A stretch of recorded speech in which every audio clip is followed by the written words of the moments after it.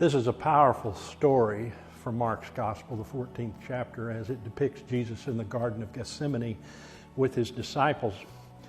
This is the turning point, not only for Jesus, but for God and for the world. For the redemption of the world hinges on what Jesus decides in this garden story. This indeed is the real Lord's Prayer. And it reminds us that it's okay to be frustrated. It's okay to be disappointed. It's okay to doubt. It's okay to question. It's okay to be afraid. It's what we do in response to those as He did. And God is always the source, and Jesus doesn't forget that. That's why He took them and went to the garden. And this is the turning point for Him. And in His own honesty with God, as we need to be honest with God, using the discipline of prayer as He did in this season of Lent. He owns who He is, as we need to own who we are.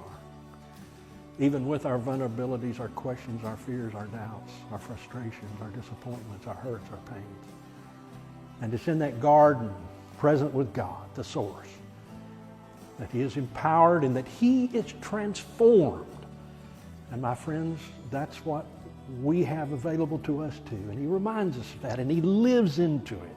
And what happens in that garden is evident in the way that He comes out of that garden as He says, are you still sleeping? Arise, let us be going. So in this Lenten season, my hope and prayer as we struggle going to the depth of this text and this powerful story of the turning point is that we too will be honest and vulnerable. We too, using the resources of community, of worship, of prayer, that we will find what Jesus found there in that garden that night.